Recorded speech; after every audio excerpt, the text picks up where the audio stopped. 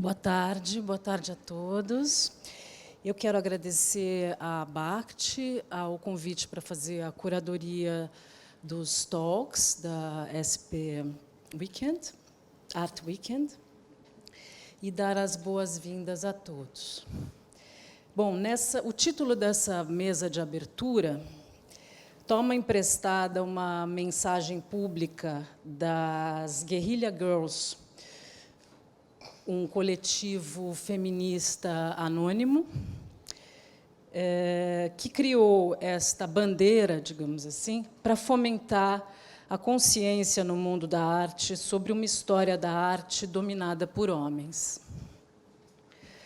O coletivo se formou em 1985, em resposta a uma exposição coletiva de pinturas e esculturas no MoMA de Nova York, que incluiu apenas 13 artistas mulheres entre 165 artistas. Em 2017, quando realizaram uma individual no MASP, as Guerrilla Girls desenvolveram uma pesquisa sobre a presença feminina no acervo e apontaram que apenas 6% dos artistas do acervo em exposição eram mulheres, enquanto 60% dos nus em exposição eram femininos. No Brasil, apesar de termos uma história da arte com forte presença feminina, a equidade entre mulheres e homens artistas, inclusive e especialmente artistas mulheres não brancas, são preocupações muito recentes. Essa nova narrativa institucional surge na esteira de fortes militâncias de feminismos, políticas LGBT e dos movimentos negro e indígena a partir dos anos 2010. Em 2016, a Select dedicou uma edição aos novos feminismos. E um levantamento realizado pela revista mostrou que as executivas mulheres eram maioria em cargos no Museu de Arte do Rio, na Pinacoteca de São Paulo e no MAC USP. Porém, a presença feminina nos cargos mais altos era escassa. E as artistas mulheres ainda eram minoria nos acervos dessas instituições, contabilizando uma presença limitada a 30% no MAR, 21% na Pinacoteca de São Paulo e 20% no MAC USP. Mas as artistas mulheres ainda eram... Mas essa disparidade começa a mudar. No ano passado, a Pinacoteca dedicou a maior parte de sua programação anual a artistas mulheres. Foram 6 individuais de mulheres e 4 de homens. Foi também o ano da arrebatadora Mulheres Radicais, Arte Latino-Americana, de 1960 a 1985. É possível que a tendência tenha se repetido e se expandido para as aquisições de obras para a coleção do museu. Este ano é a vez do MASP, que dedica o eixo temático de 2019 em torno das histórias das mulheres. No ano que vem, a Bienal do Mercosul tem como tema femininos, com o S entre parênteses, visualidades, ações e afetos, com curadoria de Andréa Junta, que foi a curadora de Mulheres Radicais. Outro evidente sinal dessa mudança de ventos é a Art Weekend 2019, em que, em um levantamento rápido que fizemos das exposições em cartaz nesse final de semana, constatamos um equilíbrio, com um desempate a favor das mulheres, a cargo da mostra coletiva Comigo Ninguém Pode, na Galeria Jaqueline Martins. Então, convidamos 3 mulheres de forte atuação e destaque no nosso meio artístico, a trazer seus pontos de vista sobre as pressões, as revoluções, as desvantagens e as vantagens de ser uma mulher artista no Brasil. Eliana Filkenstein, aqui do meu lado, é sócia-diretora da Galeria Vermelho e foi diretora da BACT, Associação Brasileira de Arte Contemporânea. Juliana Sá é diretora estatutária do MASP, atua no museu há 4 anos nas funções de diretora jurídica e de relações institucionais e membro do Conselho Deliberativo, tendo participado ativamente do processo de reestruturação da instituição. Sônia Gomes, aqui ao meu lado, é artista, representada pela Mendes Wood DM. Em seu trabalho, observa as histórias e as memórias carregadas pelos tecidos e promove a construção de novas memórias em esculturas e instalações. Em 2018, Sônia teve suas primeiras grandes exposições monográficas no Brasil, montadas no MASP e no MAC Niterói.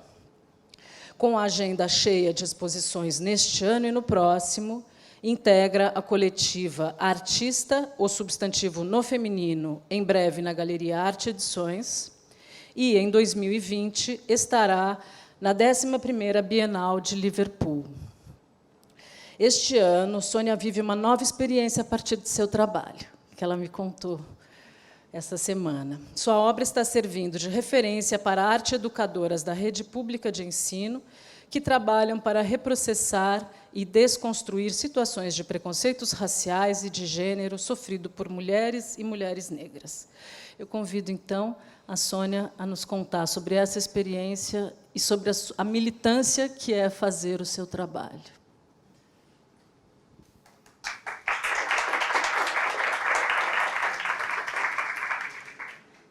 Boa noite, obrigada a vocês e obrigada pela oportunidade de, mais uma vez,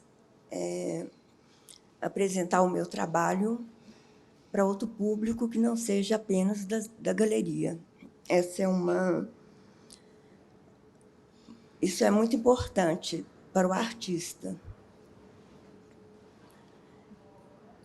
E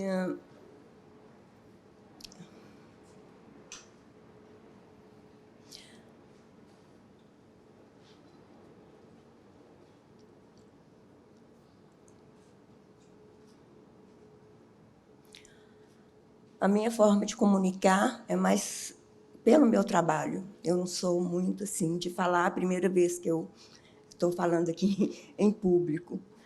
Então, eu sou mineira de Belo Horizonte e atualmente São Paulo me abraçou, me convidou e sinto abraçada pela cidade. Então, obrigada por isso também.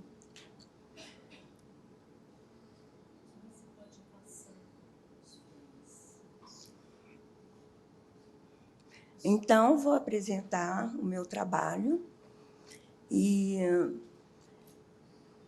ele fala melhor do que eu. É aquilo?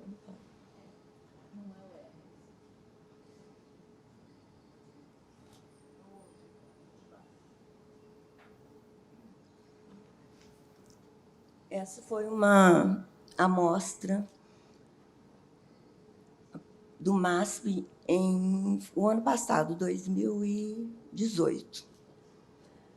Eu apresentei esse trabalho porque eu estava começando a trabalhar com troncos de árvores, que é um elemento novo agregado no trabalho. Então, eu quis fazer essa interlocução entre a natureza e o trabalho, porque o trabalho, o meu movimento é orgânico e lidar com essa forma da natureza também, que é orgânica, lógico, mas eu não tenho a liberdade de controlar essas formas que já vieram prontas. E foi um desafio para mim, eu quis abrir o espaço expositivo para essa comunicação do trabalho com a natureza. Então, eu solicitei aos curadores do MASP e as cortinas foram abertas justamente para isso, para o Jardim da Lina, que a natureza, conversar com a natureza, com o trabalho que eu estava apresentando. Então, foi um pouco para trazer a natureza para dentro da galeria e o meu trabalho para fora da galeria. E fora também eu coloquei uma gaiola para fazer essa interlocução. E não foi fácil também, porque é uma instituição, mas eles acabaram autorizando que ele fizesse um buraquinho, né, que o MASP não ia cair por causa desse buraquinho, para sustentar esse trabalho lá fora, que era muito importante. Para minha surpresa, como esse trabalho já tinha sido exposto fora da galeria, no jardim, tinha lá um marimbondo, já tinha construído uma casinha lá. E eu não deixei que retirasse, que aquilo, para mim, era muito importante. Então, essa casa desse marimbondo continua no trabalho. Então, houve uma interferência da natureza, né? E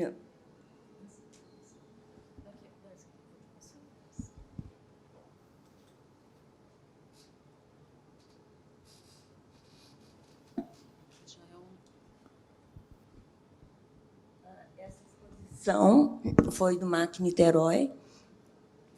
Antes, foi mais ou menos simultânea, mas ela foi inaugurada antes do MASP. Foi mais ou menos uma retrospectiva, desde quando eu comecei, eu já comecei mais tarde mesmo, e, assim, a ser vista, porque eu faço um trabalho assim, por necessidade. Então, sempre fiz alguma coisa. Sempre pratiquei desse fazer artístico, mesmo não sabendo da proporção que isso tudo ia tomar. Então, eu estou hoje nesse lugar com muita surpresa, porque eu jamais imaginei que eu estivesse aqui onde eu estou nesse momento.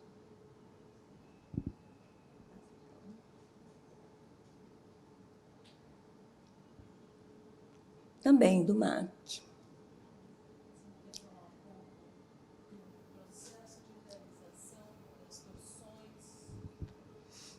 Sim. Uhum. É o seguinte, eu comecei... vou contar desde o princípio. Essa é a série que eu chamo de Torções, porque eu comecei mesmo, eu achei um tripé de samambaia na rua, todo distorcido, e comecei a amarrar esse trabalho. E então surgiu foi disso. Aí me pediram um trabalho, assim, uma galeria lá em Belo Horizonte, maior de uns 7 metros. Eu perguntei como que eu vou entortar vergalhão, gente. Aí ele falou assim, o problema é seu. Eu falei, realmente, o problema é meu, né? Então, eu achei o arame, comecei a andar, deparei, porque eu olho material, não em loja especializada de artes, mas muito em material de construção, em loja de pescaria, então, nas ruas. E ele chama torção porque o movimento... Tem outras torções aí? Que, às vezes, é o meu... Não tem, não, né? Não.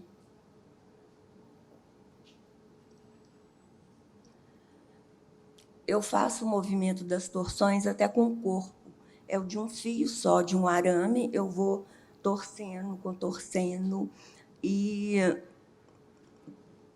surgem movimentos, até que movimentos que me surpreendem, movimentos até de dança, que eu gosto muito de dança. Teve uma vez que eu fiz dança afro, então achei que o gesto soltou muito com essa liberdade, assim, da dança, que a dança traz. E eu aproprio também Eu comecei apropriando de roupas, de brechós, roupas minhas, para construir a minha poética. Mas o trabalho foi tomando uma outra proporção, que a primeira exposição que eu fiz, as pessoas logo entenderam esse meu fazer, e até hoje eu recebo o material que eu chamo de objetos do afeto, que são objetos que, às vezes, as pessoas trazem em casa e não têm coragem de descartar isso, que guarda alguma história. Então, eu recebo esse material todo. Hoje eu tenho muita coisa, até em Belo Horizonte, aqui também vem coisa até do exterior. Eu recebo caixas. Tem um trabalho que eu apresentei na Bienal do Mercosul, que eu chamei de Maria dos Anjos. Ele foi construído depois que eu participei da Bienal de Veneza, teve uma repercussão muito grande, e eu recebi um telefonema de uma pessoa do interior do Rio me dizendo que tinha um vestido de noiva, se eu receberia aquilo, que ela estava guardando esse vestido de noiva, tinha mais de 60 anos. Eu falei, gente... Aí eu falei, lógico, é o meu trabalho, mas qual seria o custo disso? Não, vou mandar para você, você faz o que você bem entender. Então, acho assim, meio mágico isso, as pessoas guardarem, portanto, essa mulher que eu nunca vi, guardou por 60 anos esse trabalho, esse vestido, para me entregar. Não tem imagem dele aí, não, né? No MAC, é. Esse aí, não, é esse grande aí. Esse, é. Então, eu respeitei isso. Eu dei o nome de Maria dos Anjos, que eu perguntei para ela o nome dela, ela falou Maria dos Anjos, mas eu senti que ela estava me dando esse material, que não estava preocupada em saber o que eu ia fazer, não queria mais contato comigo. Eu te dei, você faz o que você bem entender. Eu perguntei o nome dela, ela falou, meu nome é Maria dos Anjos. E só sei que esse Maria dos Anjos hoje está numa exposição em Berlim. Então, é assim que eu recebo esse material. Eu sinto que eu recebo esses objetos com muito afeto e sinto muito responsável por isso. É como se eu tivesse essa responsabilidade de recriar uma nova vida, de transformar isso. É como a vida mesmo, né? Para mim, que nada acaba, tudo se transforma.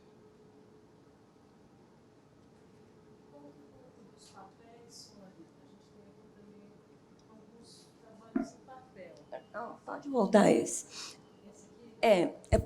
Como eu recebo muito material, eu recebi de uma pessoa uma coleção infantil, porque o pessoal agora acha que eu tenho que dar conta de tudo. Então, recebo gaiola, falei, gente, costura gaiola, o que eu vou fazer gaiola? Mas, por acaso... Então, o trabalho só existe porque eu recebo esse material. Eu não fui buscar esse vestido de noiva para construir uma escultura, né? Eu não fui buscar uma gaiola para fazer um trabalho que hoje eu tenho uma série de gaiolas. E um amigo meu veio com uma coleção de livros infantil, e eu sou louca com livro infantil.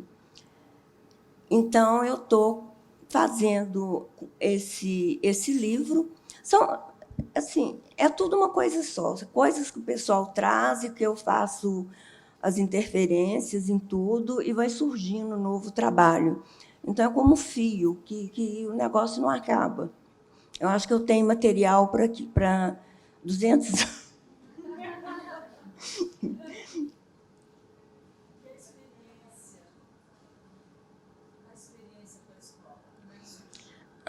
Isso é o que, claro, que eu, como artista, arte para mim é um ofício, para todo mundo é um ofício, e a gente quer vender o trabalho.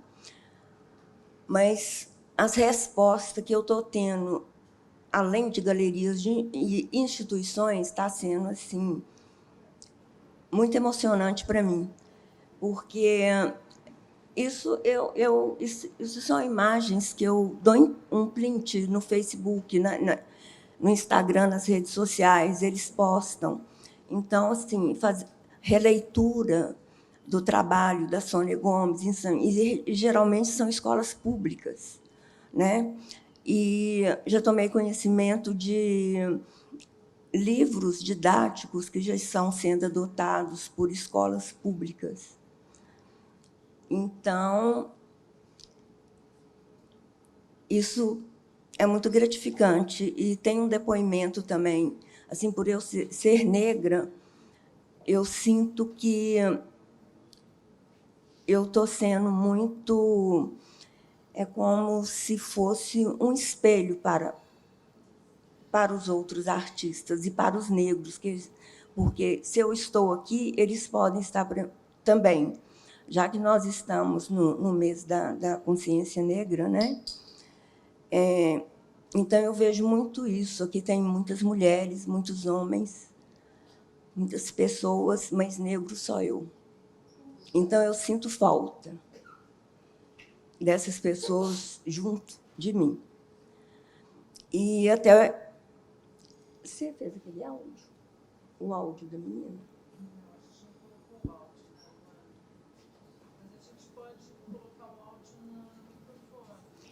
Tá. Aí...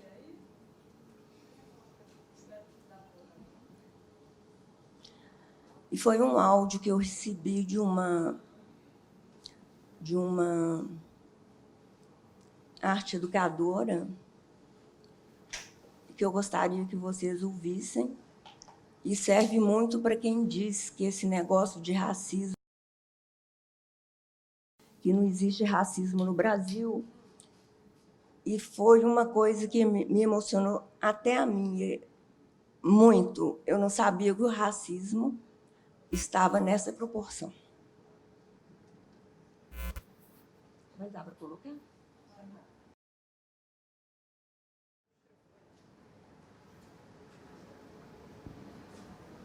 Então, durante esse mês de março, eu vou trazer o seu trabalho. Foi muito bonito hoje, foi muito bonito as crianças produzindo e olhando o seu trabalho e falando, eu também tô criando. Eu fui construindo com eles essa relação da história dos tecidos, né? Da onde veio, esses tecidos já carregavam uma memória, que a gente ia dar outro significado, né? Construir uma memória juntas. E foi muito bacana eles falando a Sônia Gomes, do seu trabalho. E muito importante, porque hoje foi uma criança que eu já estou acompanhando, né? Que é uma criança uma menininha de 5 anos, que a mãe está tendo muita dificuldade sobre essa questão racial, né? E que a gente ficou sabendo até de casos que ela queria até, Sônia, tirar, lavar, estava até se machucando para poder tirar a cor da pele dela. E hoje, quando eu mostrei a senhora, o olhinho dela brilhava. É maravilhoso, né? Quanto eu fiquei emocionada de poder levar uma artista que é referência não só para mim, mas para nós, e ser uma arte educadora negra fazendo essa intervenção com essas crianças. Muito obrigada também, muito obrigada pelo livro. Nossa, vou ficar muito feliz.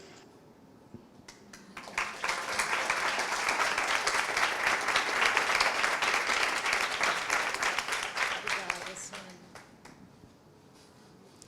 Eliana.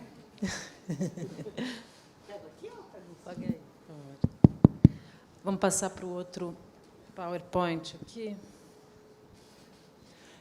Boa tarde, boa noite a todos. Obrigada pelo convite. Por essas e por outras que eu acho importante, né, ter artistas que são militantes. Acho importante para o circuito da arte. Mas como... não só da arte, né, da vida.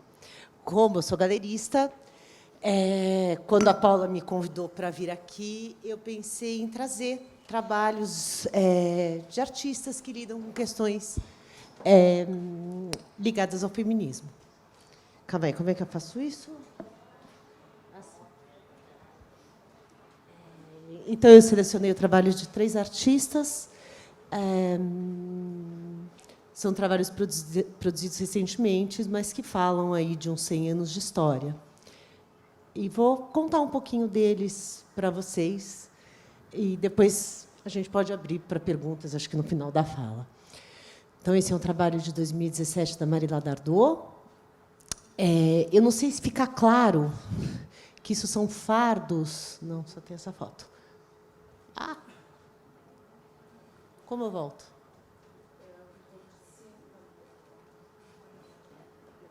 Não, está para baixo. Ah, tá. Ué? Não tem volta? Não, sai daí. Não consigo. Ajuda, obrigada. Bom, voltando lá ao trabalho da Marila Dardot, são fardos de papel que ela vai...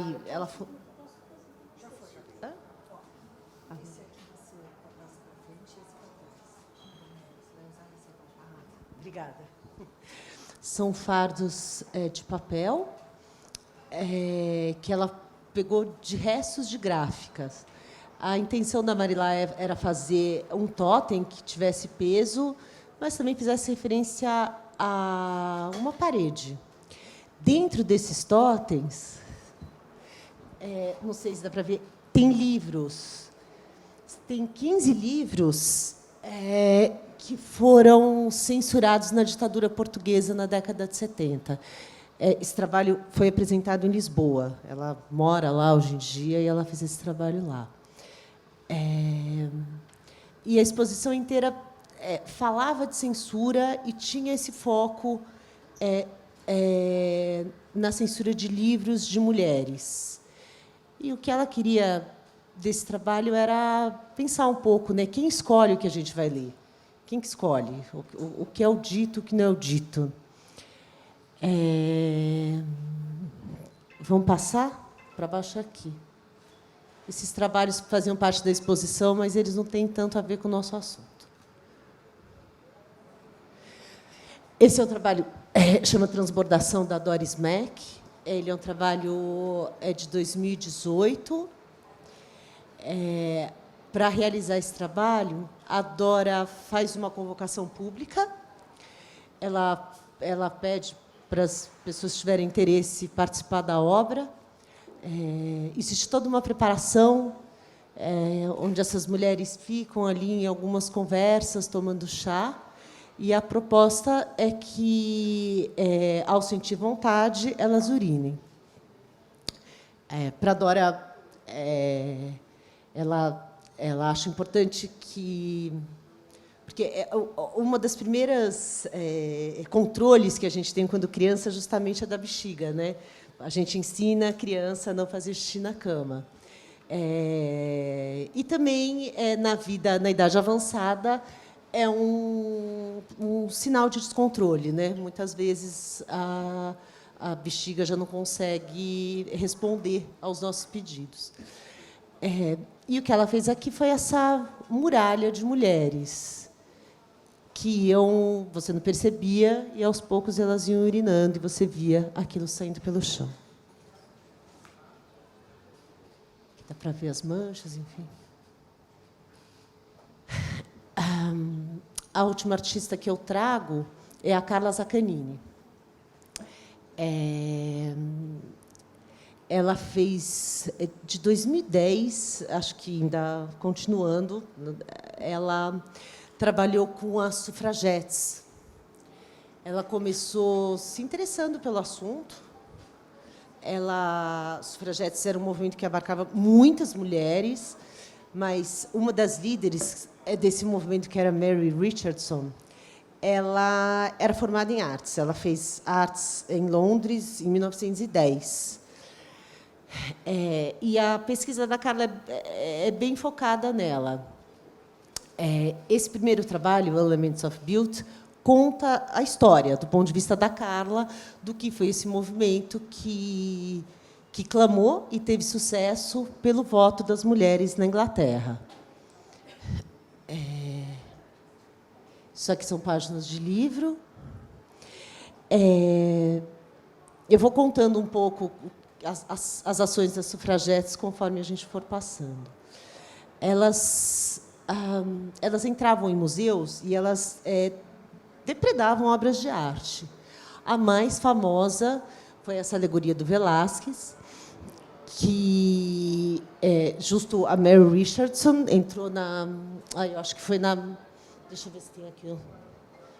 Eu não estou lembrando qual foi o museu, mas eu acho que foi a Galeria Nacional. Esse papel tem exatamente o mesmo formato da obra do Velázquez, e ela talhou com estilete. A obra, de fato, foi perdida. Ela talhou 7 vezes nas costas da mulher que o Velázquez representava. E ela diz que ela fez isso... Só vou contextualizar aqui, porque fica muito abstrato. Para protestar contra uma das sufragetes que tinha sido presa e estava sendo torturada. E ela tinha apanhado nas costas.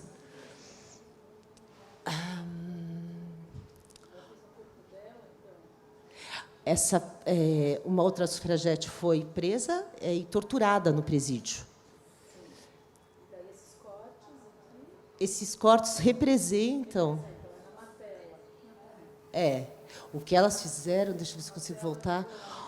Essa tela aqui, que aqui está sem o corte, ela só cortou no espaço onde ficavam as costas dela. E a Carla formalizou desse jeito, sem nada. Afinal de contas, a pintura foi destruída, né? Então, esse é outro trabalho em cima do mesmo assunto, das sufragetes. Em 4 anos, elas rasgaram 14 obras de arte. A Carla ela fez um trabalho que era assim, era só a marcação das obras em tamanho original. Então, cada obra, cada espaço em branco representa uma obra que foi danificada pelas sufragetes. E ela fez um audioguia que vocês veem que embaixo de cada tela, cada quadrado ou retângulo tem um número para identificar no audioguia. A Carla conta a história da tela, conta a história da repercussão, conta um pouquinho a história da obra, que, obviamente, também envolvia a mutilação, o fim dela. Mas é como se você... ela vai tentando também falar um pouco sobre a obra para a gente poder imaginar. Essa obra também foi mostrada, eu tenho aqui no MASP,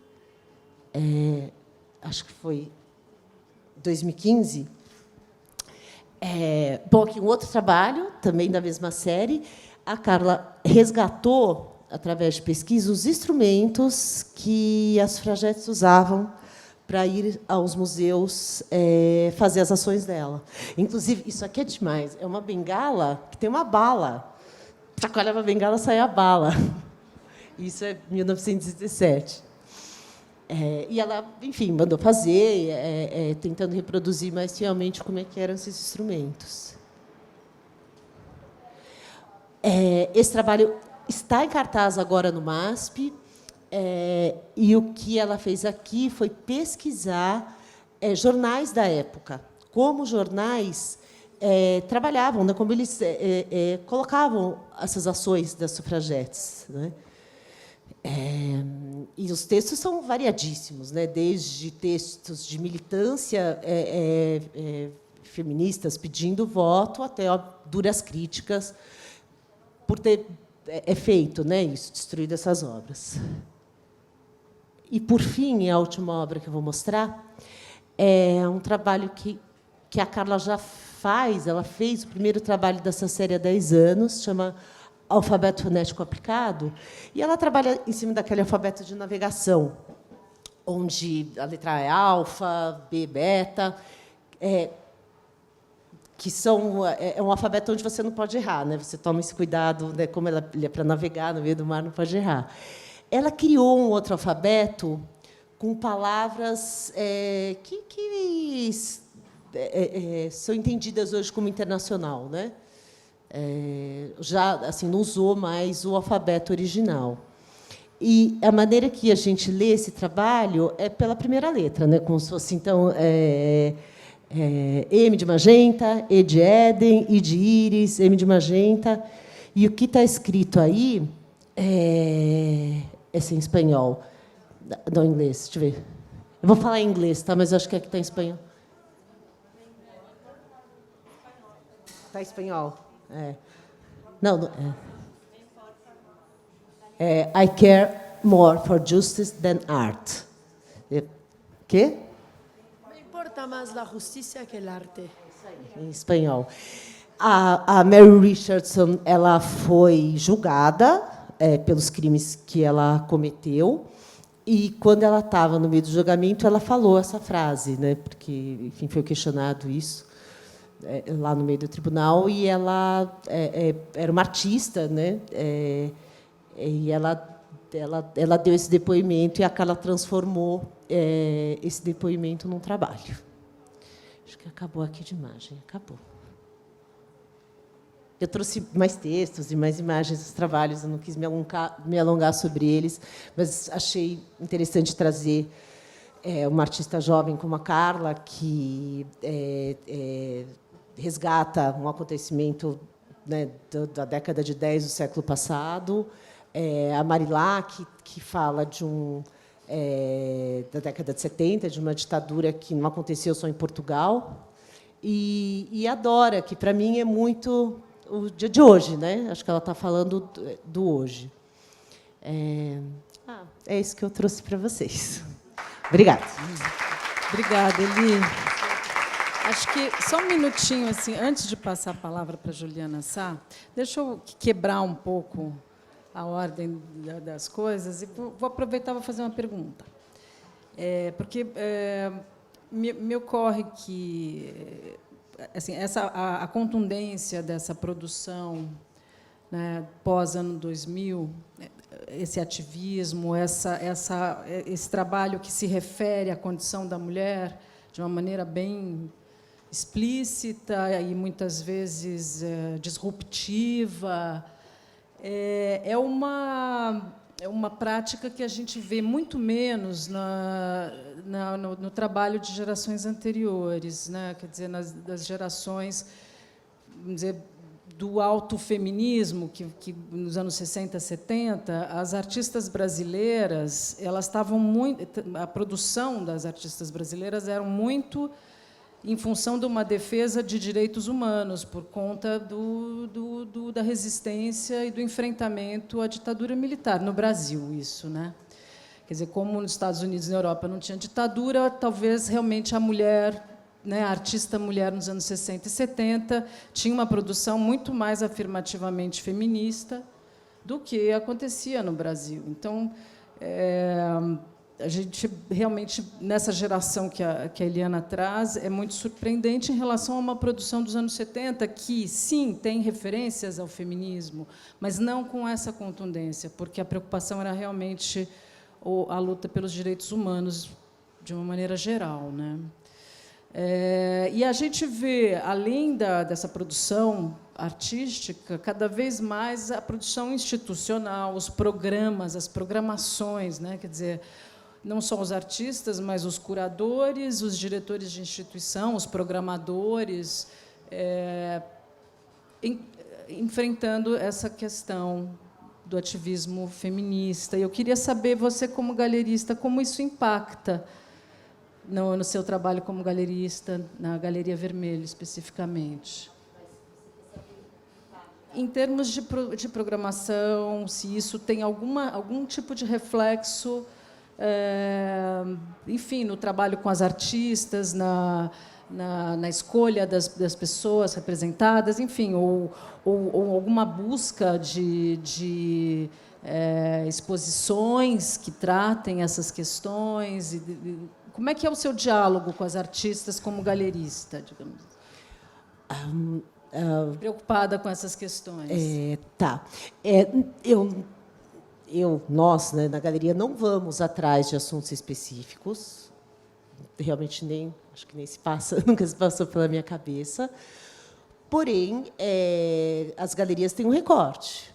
E a Vermelho tem um recorte de uma arte que vem dessa herança conceitual, e vários artistas vêm dessa herança política. Então, eu acho que é um berço natural para surgirem trabalhos dessa natureza. Eu trabalho com uma artista, que é a Cláudia Andujar, que ela é uma artista ativista que eu assim, tenho prazer, agradeço diariamente de conviver muito de perto. Dá muito prazer, é muito bom. É muito bacana você dar a mão e ir junto com algumas pessoas, né? E eu acho que todo mundo lá gosta, assim. Mas eu acho que não dá para ir atrás, né? Acho que você começou falando, né, desses movimentos feministas, como demoraram para chegar aqui. E me intriga muito esse trabalho da Carla, pensar nessa senhora que era uma artista. Ela nasceu em 1880, no final de 89. Não existe assim a produção de arte dela registrada, porque foi tudo destruído, mas a coisa existe, né? Eu acho que, no fim, as minorias, de uma maneira ou de outra, como uma guerra, tentam se impor, né? Obrigada, Eli. Vamos em frente, então depois a gente volta às conversas. Juliana Sá. Boa noite. Obrigada. Tá, acho que o seu está melhor.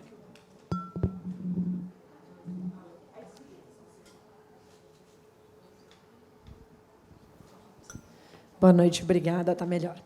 Bom, primeiro eu queria agradecer a Select, a Abate, a Iguatemi, que também é apoiador do MASP. Super obrigada. Acho que esses debates são fundamentais para a gente refletir, pensar e tentar, ainda que aos poucos, mudar um pouquinho a nossa história.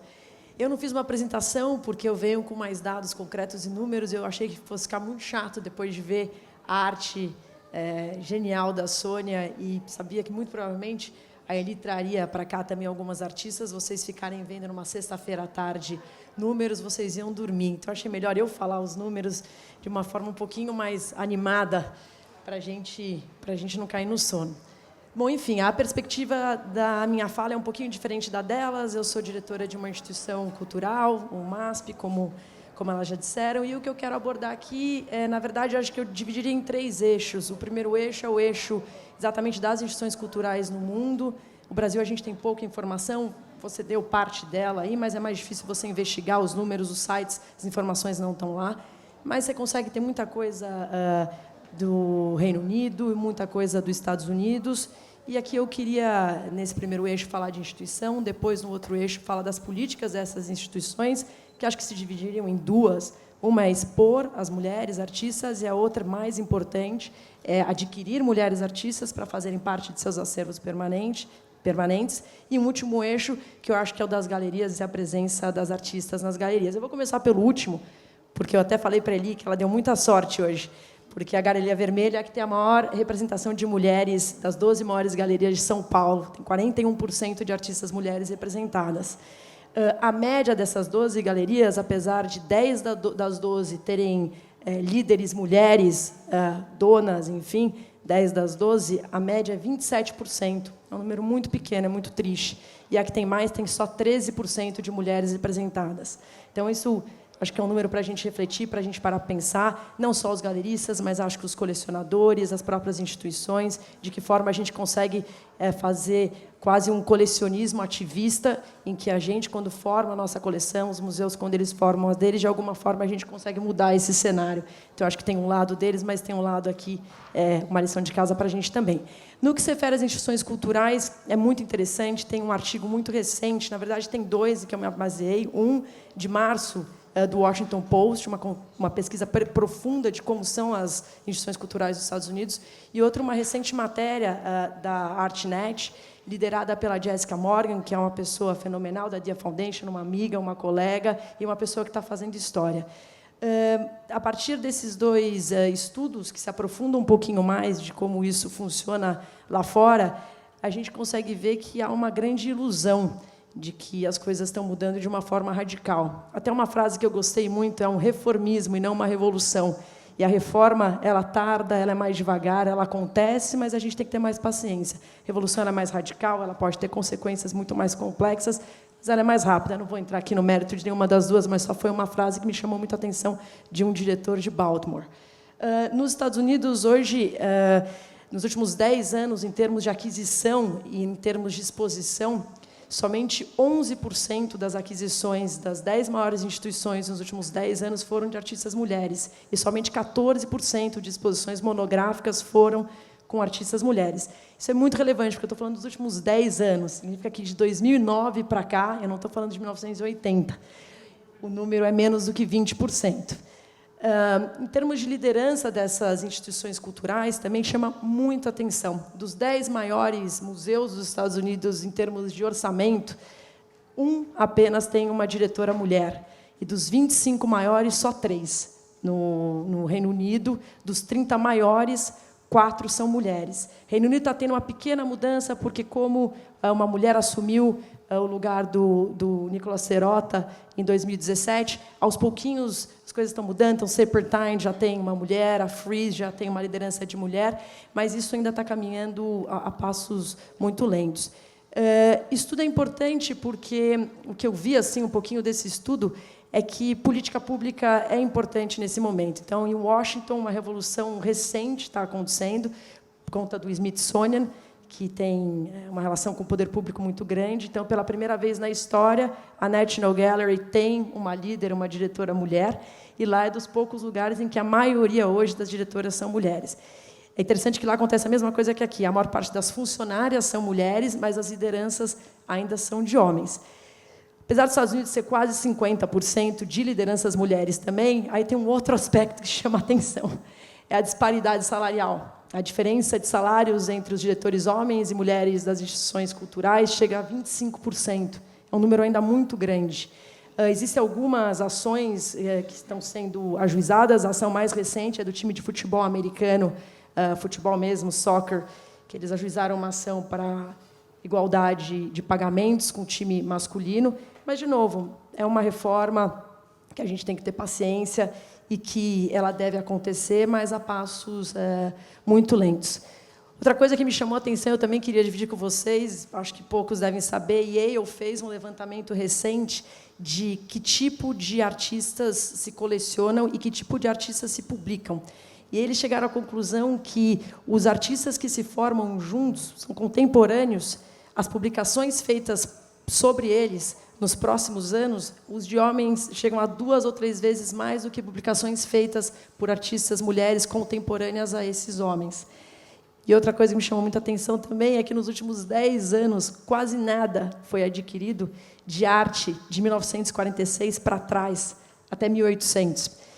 E aí eu fui um pouquinho atrás, falei, gente, mas como que a gente faz essa política de aquisição, né? Porque eu acho que a exposição é importante, mas a aquisição ela é mais importante, porque a aquisição é ela que forma o cânone, ela que vai formar a história, ela que, no futuro, vai dizer o que aquele recorte temporal representou para a história da arte. E aí é muito...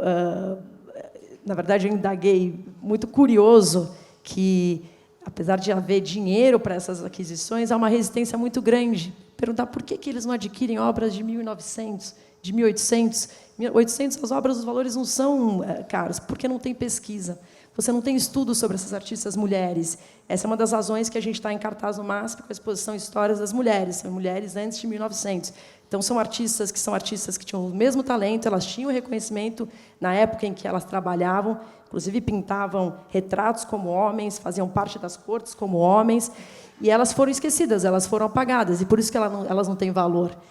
E a falta de estudo, a falta de valor como base, os comitês eles acabam reprovando. Na hora que alguém, um curador, ele faz a proposta, mas eu não vou pagar isso, qual que é a referência que eu tenho de preço? O que ela atribuiu, que exposição que houve dela. E se a gente não parar e voltar um pouquinho no tempo e começar a estudar o que foi isso vai ficar, de fato, apagado, porque quanto mais distante for o tempo de quando aquilo for produzido, menor é a memória. E a memória se apaga, a memória se perde. Então, isso é triste, mas acho que dá para mudar. Eu acho que lá no museu ainda falta muito. Eu tenho alguns números aqui de autocrítica, como a Guerrilla Girls, que a gente convidou em 2016 para para criticar a gente mesmo. A gente vende na loja o cartaz com 6% são mulheres, 60% estão nuas, porque isso é importante para a gente. A gente fez, desde que a gente assumiu a gestão do museu em 2014, das 35 exposições monográficas que a gente fez, 17 foram de mulheres. Então, esse que eu acho que é um número que me deu orgulho de saber, porque eu estou lá no dia a dia. É óbvio que as exposições coletivas são muito mais complexas, até porque não tinham artistas mulheres. Elas existiam, mas elas não foram ainda estudadas, é difícil de achar. Enfim, em termos de gestão, a gente ainda está devendo um pouquinho. A nossa diretoria, a gente tem 13% de mulheres, que sou eu. Mas acho que aos poucos a gente vai caminhar. O nosso Conselho Deliberativo dobrou o número de mulheres em sua participação. E por isso que, Paula, acho que essa temática que você trouxe para a gente hoje ela é fundamental para a gente sair daqui com uma lição de casa, quem coleciona, parar um pouquinho para pensar, será que eu não posso trazer mais mulheres para a minha coleção? Os galeristas pensarem, será que eu não posso investigar mais? Os estudiosos, de repente, pesquisarem mais, buscar mais. Existem artistas brasileiras de 1900, 1800, que foram descobertas agora pela Lili Schwartz, pelo Adriano e pela equipe curatorial, que ninguém nunca ouviu falar, mas assim de uma técnica, uma importância de extrema relevância, e nunca se escreveu um texto sobre elas. Então, eu acho que a gente trazer isso aqui, falar alto, falar sobre isso. E o último número, que eu acho que é o número do governo também, né? De 1985 para cá, dos 23 ministros da cultura, só 3 foram mulheres. Agora, a gente não tem mais Ministério da Cultura, então esse número a gente não vai ter mais. Mas até quando a gente tinha, acho que quer dizer que é um pouquinho mais de 10% de mulheres. A Marta Suplicy e a outra, não sei se alguém se lembra. A Holanda, exatamente. Todas super rápidas, com 11 meses, 8 meses. Só a Marta, que acho que ficou 2 anos e pouco. Hoje, no IBRAM, a gente tem um homem, nosso secretário de Cultura, um homem, nosso secretário de Cultura Municipal, um homem, e assim vai. Então, acho que tem muita coisa para a gente percorrer. E só um último parênteses sobre a fala da Sônia, acho que o final da fala dela é muito triste, muito emocionante, mas tem uma publicação recente da Lili Schwartz, que é a nossa curadora adjunta de histórias, e que a Sônia faz, inclusive, a ilustração, que fala sobre a história do autoritarismo do Brasil. E esse livro ele tem dados e ele retrata muito bem o que a Sônia falou rapidamente. Então, é uma bibliografia que eu acho que faz muito, cabe muito bem nesse contexto de hoje. Acho que era mais ou menos isso. Ainda bem que eu não trouxe esses números, porque ia ficar chatíssimo. Espero que eu tenha conseguido transformar, de alguma forma, essa fala árida, mais alegre, e que vocês vão... Ninguém dormiu. Então, acho que alcancei meu objetivo.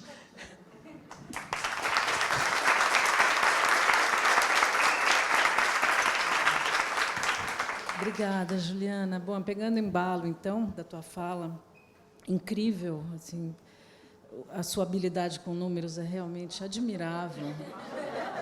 Gente, depois da festa MASP, que eu estou rouca... Tudo de cabeça e 10 minutos cravados, que é o tempo proposto para a fala, né? Ela é impressionante como ela ainda tem um cronômetro interno. Parabéns por tudo e parabéns pelo trabalho no MASP. E aí eu aproveito justamente para perguntar, quer dizer, essa sequência de exposições que o MASP promoveu sobre a questão da mulher, de que maneira elas refletem nas aquisições de obras de mulheres? Você tem essa percepção de que isso está mexendo também chegando ao ponto da aquisição? O raciocínio das aquisições lá fora, ele acaba acontecendo isso, só que a nossa realidade é muito diferente. Então, lá fora, o que eu vi é que, muitas vezes, o comitê de aquisições depende muito da doação dos conselheiros, etc. Eles tendem a doar homens, doar artistas mais reconhecidos, vamos dizer assim. A gente não tem orçamento para adquirir obra de arte.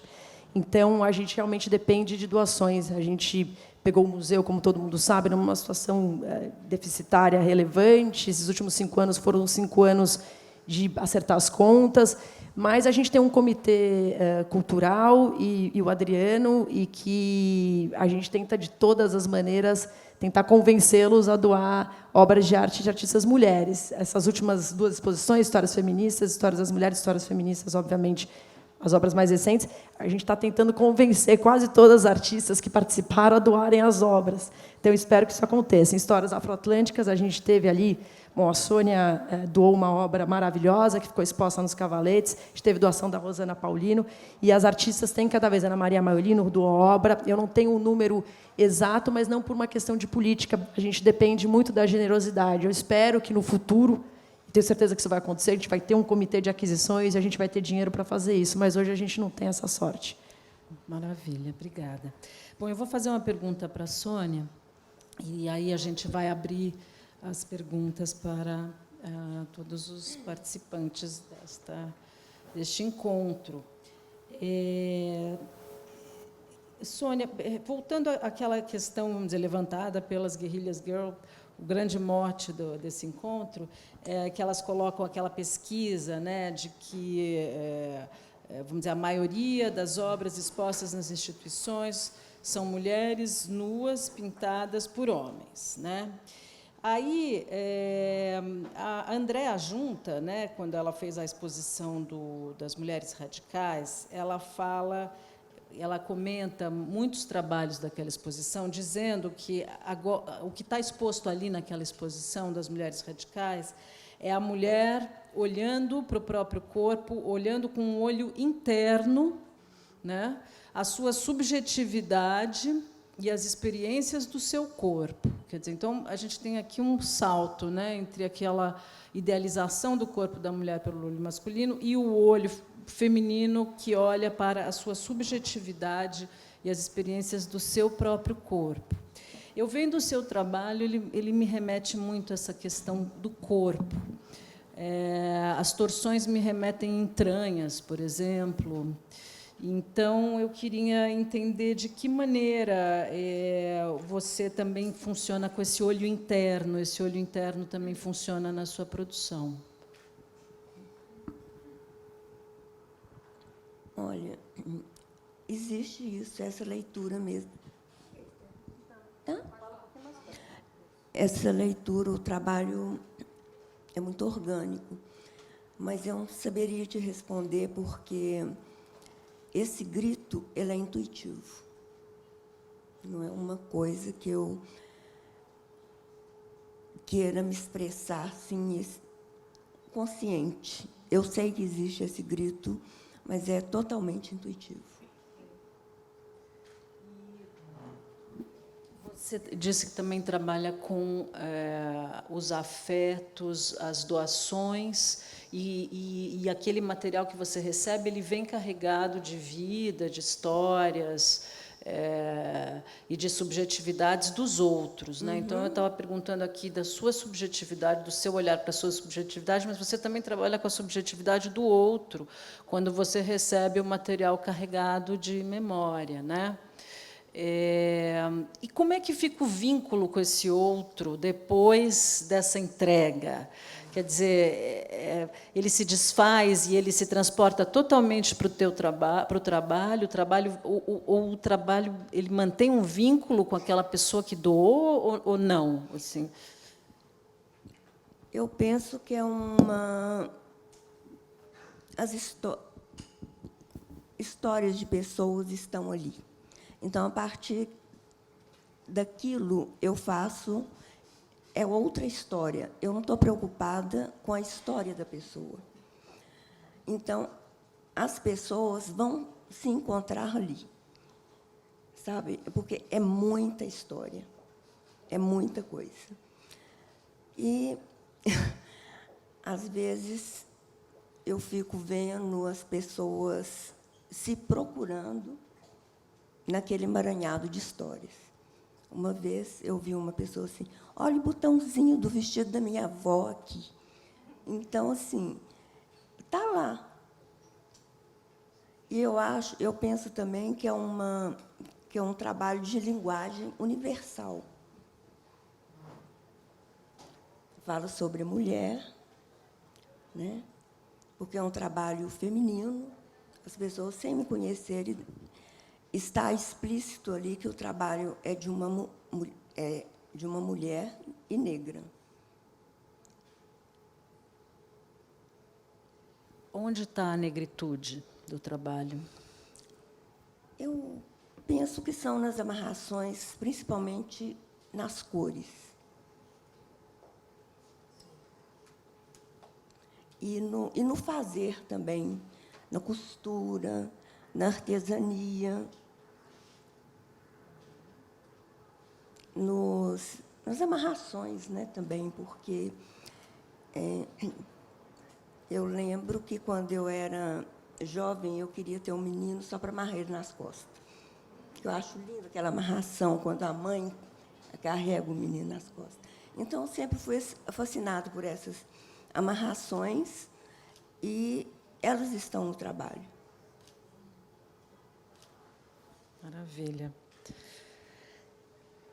Deixa eu, só antes de passar a fala para vocês,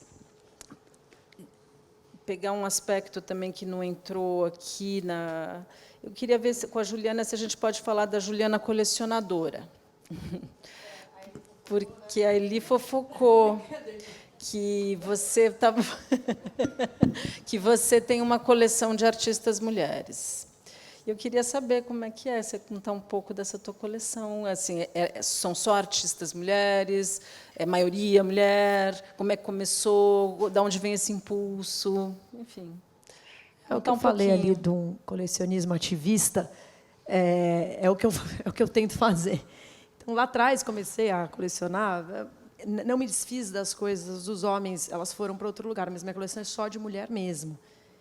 São só mulheres brasileiras, então, tentar realmente ter mulheres representadas da maneira que eu consigo. E eu tento também fazer com que sejam mulheres vivas. E aí vem um pouquinho desse colecionismo ativista, de rodar essa engrenagem. Uma mulher pode querer, sei lá, desistir de ter a carreira de artista porque ela não tem mercado para isso. Então, de certa forma, quando você coleciona, quando entra para a sua coleção, você está fazendo com que ela não desista, ela continue atrás do sonho dela. Então, é uma coleção forte, ela é bem política. Meu marido um dia até me perguntou, mas o que eu falo para as pessoas disso aqui que você faz em casa? Que eu não, assim, é difícil entender, é muito forte, tal, não sei o quê. Eu falei, amor, é isso. É a gente conseguir ter uma representatividade boa do que está acontecendo um pouquinho da história da arte, do que é o papel da mulher, desse ativismo. E tenho prazer, eu tenho 3 filhos, 2 meninas e um menino, e eles já entraram com tudo nisso também. Então, é um negócio assim que é pequenininha ainda, não é nada de outro planeta, mas eu me considero jovem, então eu acho que, se Deus quiser, eu vou viver muito tempo para fazer com que isso tenha algum tipo de representatividade. Quem sabe um dia ter um instituto, ser aberta para o público. Mas eu levo muito a sério essa coleção, é muito a sério esse recorte. E a Vivi, que está aqui, é uma grande testemunha, uma amiga que está comigo desde do começo nessa ideia, há uns 4, 5 anos, quando a gente teve a ideia e falou, vamos... Eu falei, gente, é o sonho da minha vida. Então, eu falo, mas eu faço. Maravilhoso. Maravilhoso. Um dia nós vamos fazer uma fala só sobre essa coleção, então. A Vivi vem aqui, dela fala, que ela vai falar melhor do que eu. Obrigada. Bom, Imagina. gente, agora está aberta a rodada. Vamos rodar esse microfone geral. Perguntas, inquietações? Eu queria saber sobre a política de cota, assim, que é uma coisa que me interessa, esse questionamento sobre a política de cota. Então, se alguém tiver interesse de se expressar sobre isso, a opinião sobre a política de cota de mulheres, assim. Acho que pode ser para você, Eri, porque você falou que Cotas. você falou que é de acordo com, porque eu entendo isso, que é de acordo com a produção do artista e não necessariamente do gênero do artista. Mas como você vê essa questão da política de cota? Política de cotas na arte? Na arte, sim. Qual é a importância? Você é a favor de política de cota? Nas exposições, nas curadorias? Ou então... Eu sou a favor. Eu sou a favor, sim. Uma vez que a gente tem um time, é um time 43%, mas foi a Juliana que me falou isso. 41% são mulheres. Então, é natural, uma vez que a gente expõe os artistas que a gente representa,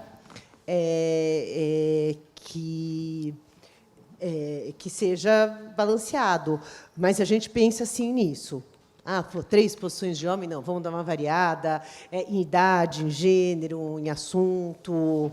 É pauta. A gente fala sobre isso, sim. Era isso que eu tinha te perguntado. Então, eu devia ter usado esse termo da política de cotas. Respondi? Respondeu.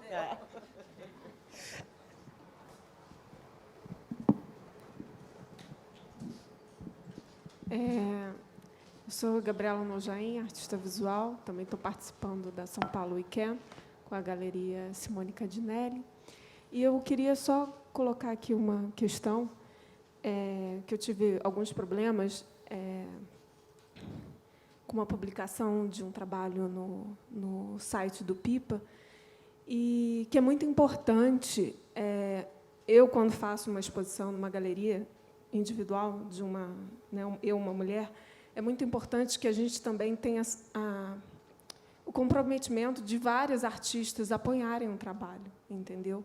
Em todo a sua questão do feminino. Porque eu trabalho também para que, cada vez mais, as mulheres tenham espaço. Isso está o tempo todo no meu trabalho. E ao mesmo tempo, eu sinto que, por parte de algumas mulheres, não vou dizer todas, mas existe uma questão de competitividade. E, por exemplo, eu senti pouco acolhimento de mulheres indo e conversando comigo sobre o meu trabalho. Enfim, é só uma observação que eu queria colocar também, porque a primeira coisa que tem que mudar é a gente, entende? Então, assim, mudando de dentro para fora. Então, é uma coisa importante. Eu estou falando isso, inclusive, para mim, assim, que a gente tem esse exercício diário de nos apoiar, de, enfim, ser solidárias umas com as outras. Não ao ponto de virar uma coisa radical, mas vamos olhar nesse momento, sabe, que a gente está tentando colocar o nosso espaço, enfim, de igualdade com os homens, mas que a gente também possa, enfim, olhar de uma certa forma para todas e ter essa colaboração conjunta entre as mulheres. Então, é muito importante isso, independente de raça, cor, gênero, mas que a gente se apoie mutuamente. Enfim, é só isso que eu queria colocar. Obrigada.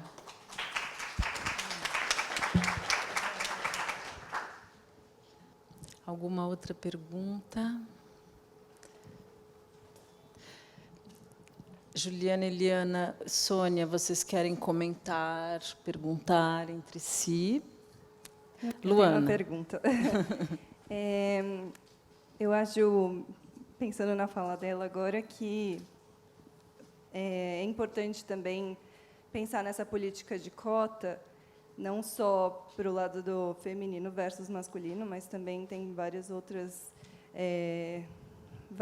pessoas que foram deixadas de lado, né, nessa representação. E a minha pergunta, acho que poderia ser ou para a Sônia ou para a Juliana, mas no sentido de como são feitas essas doações que fazem com que seja possível que uma coleção como a do MASP ela seja mais diversa, porque eu imagino que não seja uma doação simplesmente toque meu trabalho, né? Eu acho que existem relações mais complexas de como que isso acaba não sendo só uma troca de dar o trabalho, mas como uma galeria pode facilitar esse tipo de doação, ou como um colecionador pode facilitar esse tipo de doação. Queria saber um pouquinho mais sobre esses diferentes tipos de possíveis doações e como outros agentes podem colaborar nesse trâmite. A gente tem o nosso conselho é dividido em 4 comitês que endereçam as questões mais relevantes do museu. Um dele, obviamente, o Comitê Cultural, né, que é a atividade fim do museu.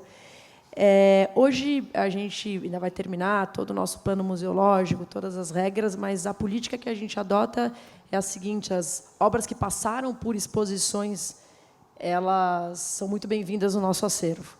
E faz todo sentido, porque você deixa um registro do que aconteceu durante aquela diretoria artística. Então, daqui a 100 anos, quando a gente fez Histórias Afroatlânticas, que ganhou o prêmio de melhor exposição do ano pelo New York Times, você tem ali uma série de obras que representam essa exposição que esteve no museu. Que há 100 anos, quando virem que a primeira artista negra a ter uma exposição monográfica no MASP, que foi a Sônia, e ela doou uma obra para o MASP, você tem um registro, artista viva, um registro daquilo que aconteceu. Então, hoje, a política é essa. Por isso que a gente tenta, via conselheiros, comprarem e doarem as obras, e os artistas.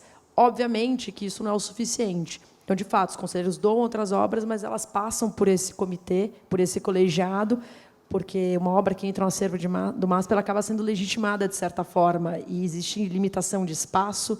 Uma obra ela custa para o museu.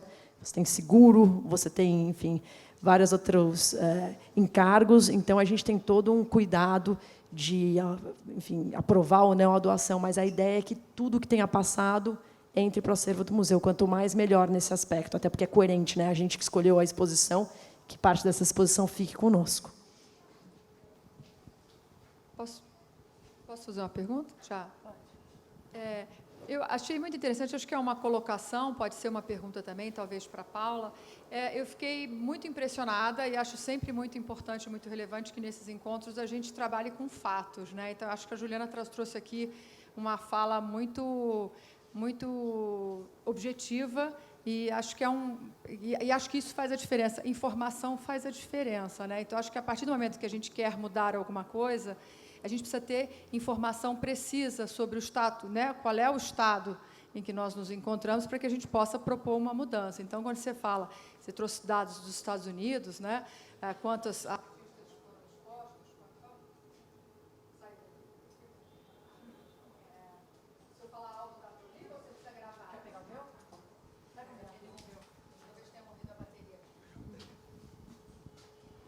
eu acho que, a partir do momento que a gente lida com dados, a gente consegue fazer propostas afirmativas. E acho que, na sua pergunta, Vivian, de cotas, eu acho que, ainda que não existam cotas formalmente impostas, né, ou legalmente impostas, para que a gente possa tomar ações, a partir do momento que a gente se conscientiza também do que está acontecendo, a gente se autopropõe. A gente, desde esse ano, fizemos uma contagem na SP Arte de quantos artistas, que talvez a SP Arte seja um momento em que a gente consegue fazer realmente talvez uma aferição. E a gente contou 30%, né, Marina? Mais ou menos 30% era o número de artistas mulheres trazidas ou representadas, ou talvez expostas no evento. O evento traz mais ou menos 2.000 e pouco artistas. A gente, ano que vem, a gente quer trazer, bom, claro que não depende da gente, mas gostaríamos que esse número fosse um referencial para a gente balizar, né, se cresce para 35. É claro que a gente não vai crescer de 30 para 60, mas vamos passar a monitorar esses números. Os curadores convidados, nós tínhamos uma mulher esse ano, nós queremos ter praticamente quase todas, se não todas, 75% de mulheres como curadoras convidadas. Então, acho que é uma coisa que a gente se conscientiza e que vai trazendo para o trabalho no dia a dia. As visitas guiadas tinha um homem, 3 mulheres, né, os profissionais contratados. Talvez na imprensa a Paula possa ajudar também, fazendo sempre levantamentos das artistas. Eu vou falar sobre 4 exposições, tentar ter o máximo possível de exposições femininas. Então, acho que é uma ação propositiva que a gente se autoimpõe, uma vez que a gente conhece a realidade, como é que faz para mudá-las? Acho que você só pode mudar conhecendo a realidade, sair um pouco do achismo e, a partir disso, fazer algo a respeito, né? Então, achei muito importante os dados que você trouxe, Ju. Queria te parabenizar. Eu também fiquei muito impressionada. E, assim, quanto à imprensa, enfim, a participação da mulher, a cobertura do trabalho da artista mulher na Select, a gente nunca parou realmente para contabilizar. Eu acho que é o momento, né, da gente fazer essa contagem. Agora, certamente, há uma maioria de mulheres na Select, porque eu acho que eu, inclusive, até como curadora, eu já fiz a contagem. Nas minhas curadorias, as mulheres sempre foram maioria. Então, e isso é uma coisa que não veio por um sentimento de cotas, mas veio por um impulso atávico mesmo. É algo que, para mim, veio naturalmente. Inclusive, entre os colaboradores e a redação, foi sempre majoritariamente feminina.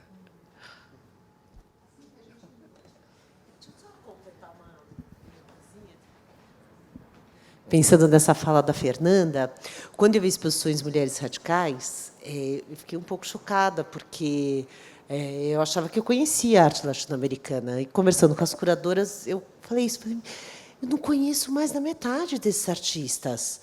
E elas me falaram, a gente também não. A gente não conhecia. Isso foi fruto da pesquisa, né, que o Guest proporcionou para essas mulheres aparecerem. Então, não é que foi uma curadoria feita em cima de trabalhos conhecidos. Foi uma pesquisa em artistas mulheres desconhecidas da América Latina. Então, 10 anos pesquisando. Uhum. é isso As que eu duas. queria colocar. Eu acho que, assim, para as pessoas chegarem nas galerias e nos museus, os pesquisadores têm que abrir esse campo.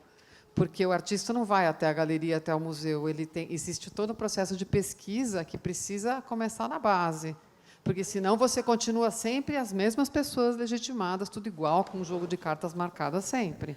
Então, que a abertura para a pesquisa também tenha essa preocupação de ampliar o seu olhar, né? Mas a pesquisa também tem que partir das instituições culturais. Acho que é nesse aspecto que você está fazendo. Sim, então, é uma rede. Exatamente. Essa rede ela tem que ser trabalhada por inteiro. Porque, se o galerista tem a sua ponte com o museu, que tem sua ponte, não sei o que, você tem toda uma rede em volta que, se o pesquisador não trabalhar isso, ela continua sempre à escondida, continua do lado de fora, né? E aí, essa também é uma minoria, vamos dizer assim, né? Porque a gente também tem as minorias visíveis e as invisíveis, né? A gente tem muitas minorias para trabalhar. Mas é importante saber isso. Agora, eu acho que, assim, a rede de pesquisa deve trabalhar nessa direção, porque é uma ilusão achar que os artistas foram legitimados em galerias e museus, que não existe mais nada à volta. Tem muita coisa importante, tem muita coisa legal, né? Então, aí fica a minha... Eu, como artista pesquisadora, né? Então, fica a minha dica, como é que eu vejo tudo isso, que eu conheço todo mundo, assim, a grande parte das pessoas que estão aqui, eu conheço há muitos anos. Eu gosto de ver isso aqui. Fico bem feliz. E acho também a pesquisa das próprias galerias para encontrarem mais artistas, e eu acho também os colecionadores, que também podem contribuir com uma parcela relevante, estudando e adquirindo obras de mulheres também. Acho que tem bastante gente aí nesse grupinho que pode ajudar. Bolsas de pesquisa, por exemplo, são fundamentais. A gente vai voltar a ter a bolsa no MASP. Imagino que a ideia vai ser colocar pelo menos 50 mulheres bolsistas no nosso MASP Bolsa, que chama. Acho que todo mundo consegue ajudar.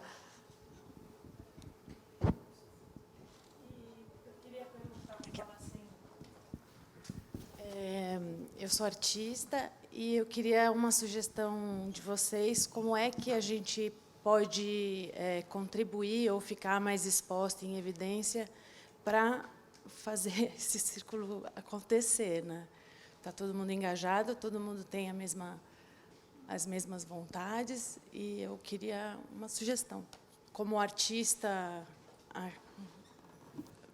querendo ajudar e, enfim, trabalhar mais e, enfim, estar mais próxima também das galerias e dos museus. Eu gostaria de dar uma sugestão. A gente tem algumas instituições públicas que dedicam programação, fazem editais para artistas em início de carreira, que são muito eficientes. Assim.